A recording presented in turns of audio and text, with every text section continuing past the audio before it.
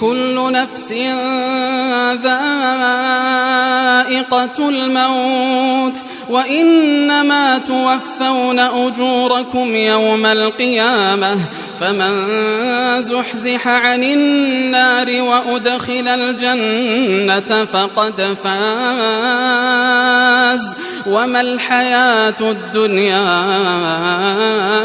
إلا متاع الغرور.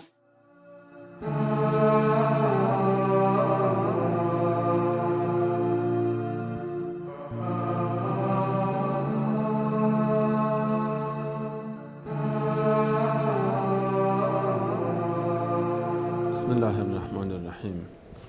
با عرض سلام خدمت همه شما بینندگان عزیز و ارجمند.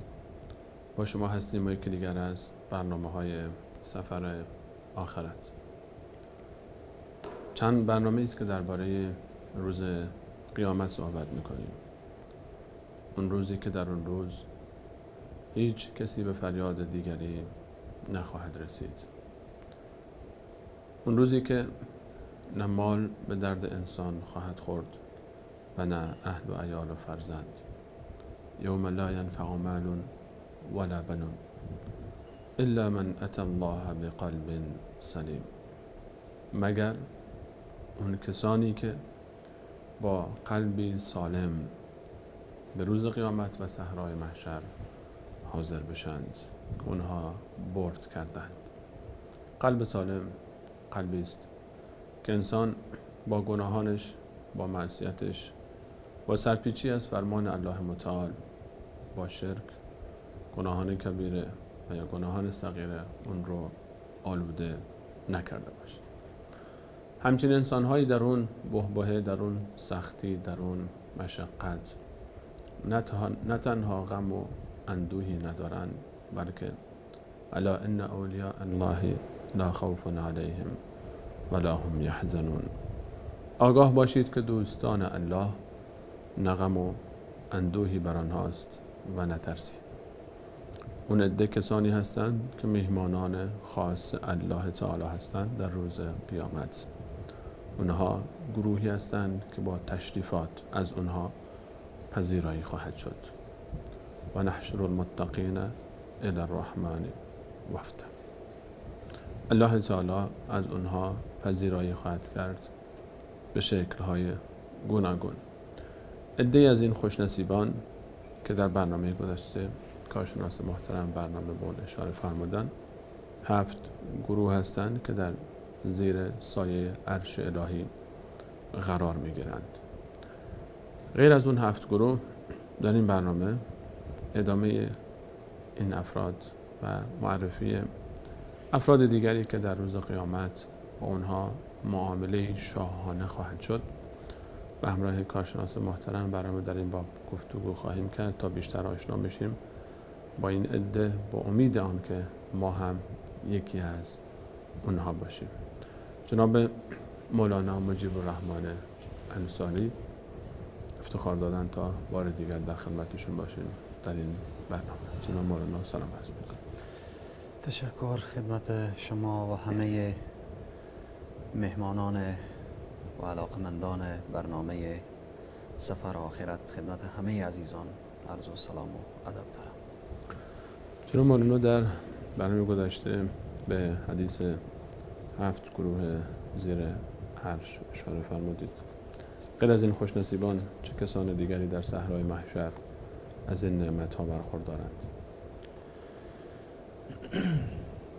در صحرای محشر طوری که در برنامه گذشته اشاره شد که الله سبحانه و تعالی مهمانای ویژه‌ای داره، پذیرایی ویژه‌ای داره و بحث متقین و بحث 7 گروه زیر سایه عرش اشاره شد.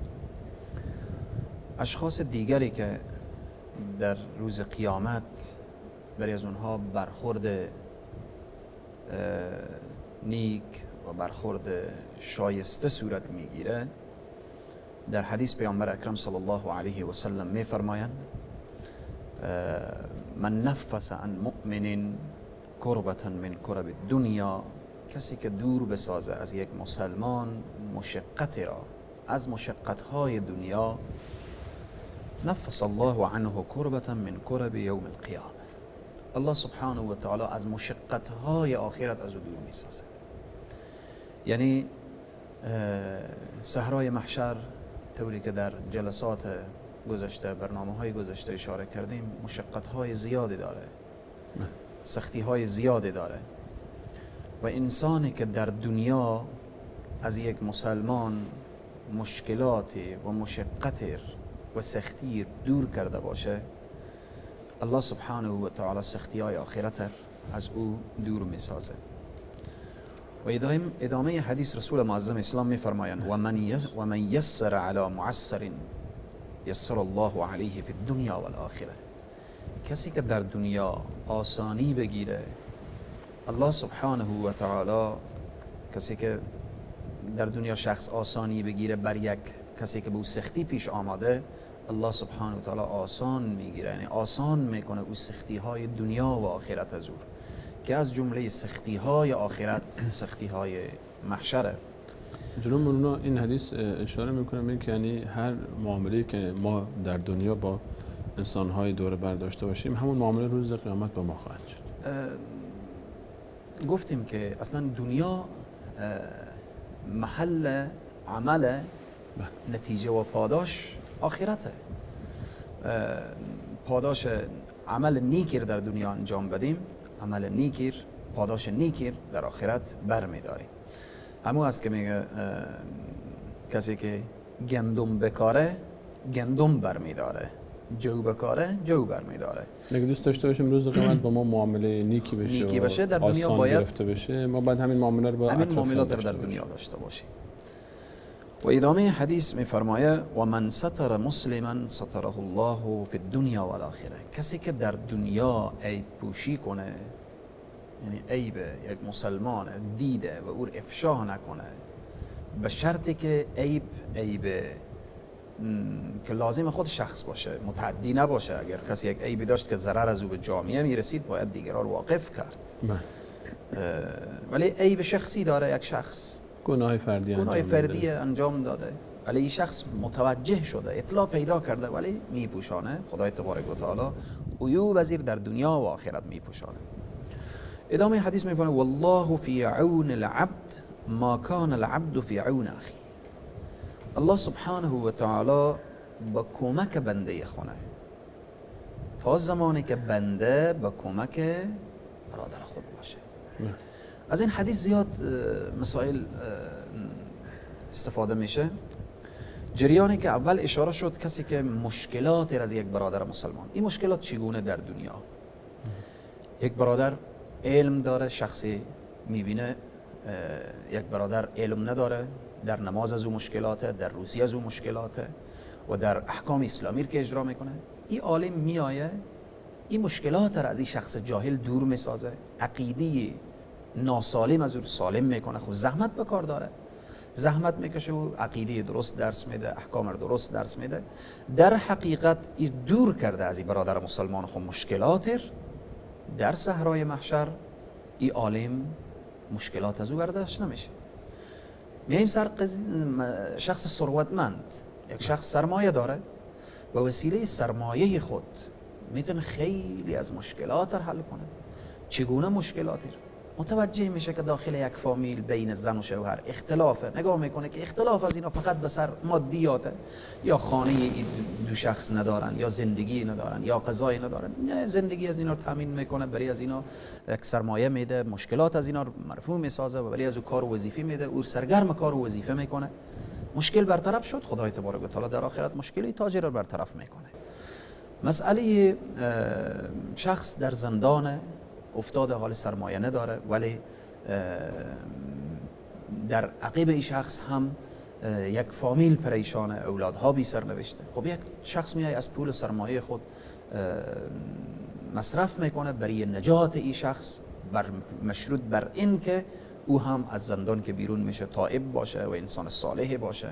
و حتی خیلی از انسان ها به جرم دین اسیر شدن، هیچ مشکلی نداشتن، جرم اینا جرم دین بوده، اسیر شدن. میای او را از اسارت نجات میده، او را آزاد میکنه از قید و بند و اینها. وقتی که این مشکلات برطرف میسازه، الله سبحانه و تعالی مشکلات در آخرت. قضایای همچنان. نکته بعدی که میگه و من یسر علی معسر، کسی که آسان میگیره بر او کسی که به او سختی رسیده. قضیه‌ای که امروزه در بین جامعه مسئله میتونیم بیشتر مشکلاتی که دامنگیر جوانهای ما شده. یک جوان به خواستگاری روان میکنه، حالا با مشکل گیر کرده. مشکلی و مشکل اینه که مشکل نفسانی هست، مشکل بالاخره تنهایی هست، مشکلات گوناگونی داره. وقتی مراجعه میکنه به از لحاظ دینداری، پول دین داره، حافظ هست، حافظ قرآن، مسائل خلاصه دین و دینداری از او همه برابره، ولی شخص متوجه میشه که این مشکل امروز داره و من میتونم مشکل از این حل بکنم، قدم میگذاره با این در عرصه ازدواج. یا مثلا اگر به جای خواستگاری میکنن شخص دختر بسیار با آسانی به یک فرد دیندار میده، میمونه قضیه‌ای که مهریه سنگین به دوش از او افتاده، برای طرف خسور یک رحم در دل از او میفته که چرا برای شخصی که به این سنگین تمام شده یا کل مهریه از دختر خواهش بکنم که بی شوهر ببخشه. در این قسمت آسان میگیره. خدای تبارک و تعالی به این شخص چیکار میشه؟ آسان میگیره. همچنین قضیه یک شخص یک روز رفته مبلغ قرض گرفته و یه سختی آمده بوده، ولی حالا شخصی که قرض داده متوجه میشه که شاید نتونه این قرض را ادا کنه، صدا میکنه که برادر عزیز تو مشکلات داری، ما با تو آسان میگیرم، یا نصف قرض را بپرداز یا که هیچ نداری کل قرض را. امروز تو مشکلات داری، من مشکلات ندارم. اینجا وقتی که و من یسر علی معسر، کسی که آسان میگیره بر او کسی که سخت شده، الله سبحانه و تعالی آسان میکنه مشکلات دنیا و آخرت. و همچنین در دنیا مسئله پوشیدن آبروی یک شخصه که وقتی عیب از یک انسان دیگری میبینه که عیب تعلق به یک فرد داره، تعلق به فرد داره، نباید این شخص دیگه سرکوچه و هر کجا بنشینه و از عیوب از او یاد بکنه. این فقط به خاطر الله سبحانه و تعالی عیب او میپوشونه. اما اگر عیب بود که متعدی بود، مثلا یک شخص عیبی داره بین جامعه، دیگران به فساد میکشانه، دیگران اگر مردم را از شر او واقف نکنیم خیلی انسانها رو به طرف جهنم میکشانه، او باز شرعاً اینه که او باید به جامعه افشا بشه که مردم متوجه باشید فلان شخص، فلان شرکت، فلان بانک، فلان فلان فلان و فلان این اعمال داره که شمار به بیراه میبره، او باید افشا بشه. اما عیب یک شخص، عیب شخصی، تعلق مثلا بین زن و شوهر خصوصا خیلی حرف هایی که چون از تمام قضایای هم دیگر زن و شوهر واقفن، اما اگر بیای زن عیوب شوهر برای دیگران مطرح بکنه و شوهر بیای عیوب همسر و دیگران مطرح بکنه، گناه عظیم و بزرگه. اما وقتی که میپوشن عیوب هم دیگر، الله سبحانه و تعالی عیوب از اینا در دنیا و آخرت میپوشانه. پس در این ادامه حدیث که نکته جالبی والله فی عون العبد ما کان العبد فی عون اخیه، به اینه که انسان باید در دنیا کمی خورد زحمت بده. زحمت چگونه؟ انسان به کمک هم دیگر باید باشه. به خاطر چی؟ ما وقتی که برای یک برادر خود کمک میکنیم، کمکی که او امروز ضرورت داره، در حقیقت ما این کمک رو به او نکردیم، این کمک رو به خود کردیم. به خاطر چی؟ چون وقتی دست یک ضعیف ما میگیریم، دست یک مظلوم رو میگیریم، دست یک ظالم رو کوتاه میکنیم از سر مظلوم، ما وقتی از لحاظ اقتصادی به برادر مسلمان خود میرسیم، وقتی ما از لحاظ علمی به یک انسانی که نمیدانم میرسیم و بالاخره عقیدی از او، خب این زحمت داره. در حقیقت این زحمت و این خدمت، زحمت رو که کشیدیم، این خدمت رو نباید بگیم ما به فلانی کردیم، این خدمت به خود انسان شده. چون زمانی که ما به کمک برادر خود باشیم، خداوند در کمک ماست. ما چی وقت به کمک نیاز داریم؟ به او صحرای محشر، به صحرای محشر. پس اشخاص در صحرای محشر جایگاه خاصی دارن، جایگاه خاصی دارن که مشکلات را از انسان ها دور میکنن. یک، دوم آسانگیر هستن در مقابل او کسانی که برای از اون سختی آمده، و سوم عیوب دیگران وقتی مطلع میشن میپوشانن، و چهارم همیشه به کمک و یاری دیگران میشتابند تا الله سبحانه و تعالی به صحرای محشر با اونها کمک کنه و یقینا وعده الهیه که کمک میشه. این اشخاص جز کسانی هستند که در صحرای محشر از جایگاه خاصی برخوردارن.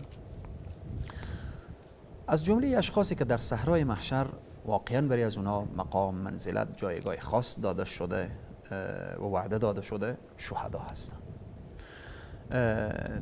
در حدیث پیامبر اکرم صلی الله علیه و سلم میفرمایند و یأمن من الفزع الاکبر، در حالتی که قرآن اشاره میکنه ففزع من فی السماوات و من فی الارض الا من شاء الله، او روزی که اهل آسمان و زمین همه در وحشت هست، اما الا من شاء الله، الا من شاء الله این حدیث تفسیر میکنه که کیها در اونجا در امنن، در امانن؟ اولایی که هم الشهدا، شهدا در صحرای محشر در امن، در آرامش و خلاصه در مکان ویژه، در سعادت قرار دارن. همچنین از جمله اشخاصی که برای از اونها در صحرای محشر فوز و فلاح و رستگاری نصیب میشه مؤذنینن، اونهایی که در دنیا اذان میدن. اذان رسول معظم اسلام صلی الله علیه و سلم میفرمایند که المؤذنون اطول الناس اعناق یوم القیامه، اینها گردنهای اینا بلند هست. یعنی چی؟ یعنی اشخاصی هستند که همیشه صوت و صدای اینها بلند بوده که ندای توحید در سر میدادن. در صحرای محشر مقام اینها بالاست، ارزش اونها بالاست، درجه اونها بالاست و یکی به یک دیگه در بین جامعه ما عرف عادت میگه فلانی سرفراز شد، سربلند شد. یعنی چی؟ منظور از سربلندی یعنی به خوشحالی رسید.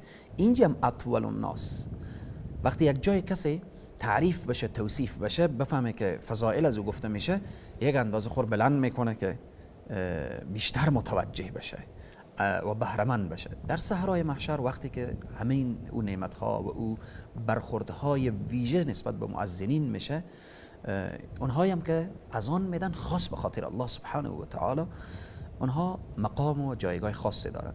به خاطر چی؟ به خاطر از اینکه مؤذن انسانها رو دعوت میکنه به نماز. نماز چیه؟ نماز ارتباط با بین بندگان الله سبحانه، بین عابد و معبود. این زمینه فراهم میکنه، زمینه جمع شدن فراهم کرده، تذکر میده، به یاد میده. و دوم این که ندای توحید به بلندی با آواز بلند سر میده، اشهد ان لا اله الا الله. همه میشنون به بزرگی الله سبحانه و تعالی.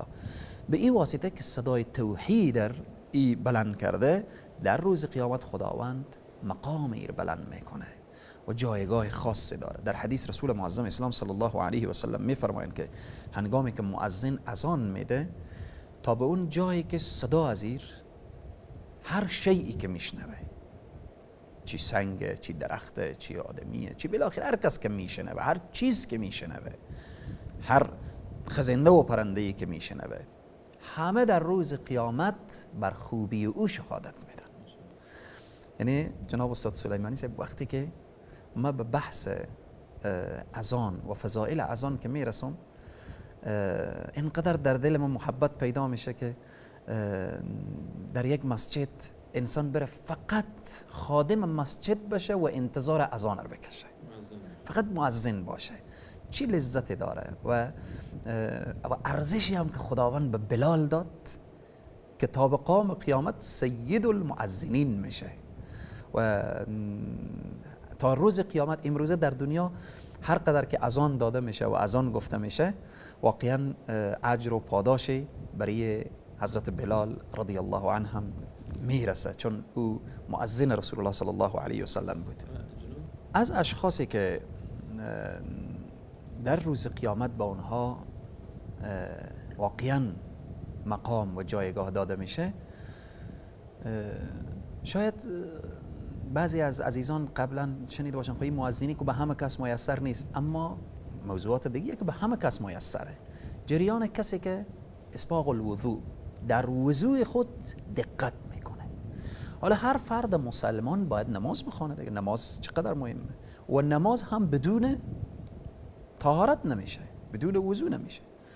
رسول معظم اسلام صلی الله علیه و سلم از آنها پرسان شد که شما در بین این همه امم و امتها امت خود چگونه میشناسین؟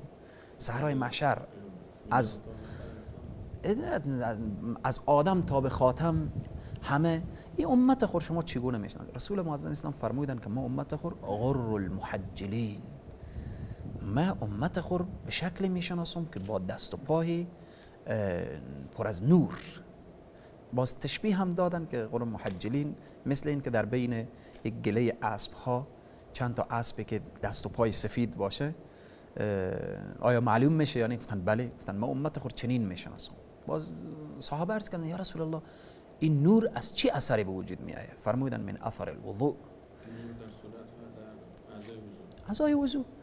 در اعضای وضو دقت کامل صورت بگیره، نیت خالصانه و مخلصانه باشه، و در ابتدای وضو بسم الله گفته میشه، و در ختم وضو وقتی که ختم شد اشهد ان لا اله الا الله و اشهد ان محمدا عبده و رسوله اللهم اجعلنی من التوابین و اجعلنی من المتطهرین. خلاصه با آداب شرعی که گفته شده وضو گرفته شد، ساخته شد. این سبب چی میشه؟ سبب این میشه که در روز قیامت در چهره ازی، در دست و پای ازی خداوند یک نور و یک جلای میده که از دور همه انسان ها میبینن او کیست که میدرخشه؟ این کسی یک خوب طهارت کرده، این کسی که خوب با فرائض، شستن دست ها، شستن رو، در شستن پا و مسح چاریه که سر که هست که می فرض 4 چیز خوب دقت کرده، در مستحبات دقت کرده، در آداب دقت کرده، اینها خوب دقت کرده. امروز چهره ازی درخشان و نورانی و همه دیگر را نگاه میکنن و میپرسن این کیست اینقدر نورانی؟ این کسیه که در وضوء خود دقت کرده. پس برای همه عزیزان و همه بینندگان این حرفه که در وضوء خود اگر در وضوء ما خلل ایجاد شد، در نماز ما خلل هست، و اگر در نماز ما خلل ایجاد شد یعنی نقصان ایجاد شد، در زندگی دنیا و آخرت ما نقصان ایجاد می شود. اصلا نمازگزاران سیمایی دارن که سیمای اونها از اثر سجده، درخشش اونها از اثر سجده. شاید در دنیا انسان ها از خب کرم های جل بل و بالآخر گوناگونی خواهر و برادر استفاده کنن. یک خواهر میره در دنیا با خاطر که زیبا بشه پول میده، مصرف میکنه، و سرمایه‌ای که او یا خودش یا شوهرش به دست آورده میده به یک آرایشگاه تا او آرایش کنن، تا او زیبا معلوم بشه، یا به نزد شوهر یا به نزد دیگران. متاسفانه که امروز خواهرها آرایش خیلی کم به شوهرها دارن. خیلی کمن خواهرانی که مختص برای شوهر آرایش بکنن. اکثر خواهرها متاسفانه برای دیگر آرایش میکنن که بسیار پیامد خطرناکی هم در دنیا و هم در آخرت داره که الله هدایت کنه. سیماهم فی وجوه من اثر. اما به این خواهر، به این برادر، به صحرای محشر که انسان آرایش کرده بیایه، زیبا بیایه، این آرایش چی میده؟ نماز و هر آن چیزی که مرتبط به نمازه. پس بناهن وقتی که مقدمات نماز اینقدر فضایل داشته باشه، پس خود نماز چقدر ارزش داره، و ارزشی هم اینقدره که الله سبحانه و تعالی، شما ببینیم تمام احکام به وسیله جبرئیل علیه السلام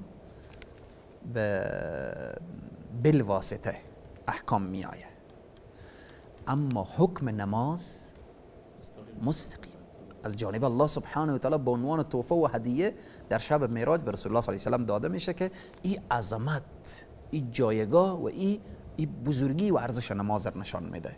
و کسی هم که در این نماز پایبندی داره و شما ببینید وقتی که دوچار مشکلات میشه انسان، استعین بالصبر و الصلاه، چنگ بزن به نماز، نماز بخون، مشکلات تو حل میشه.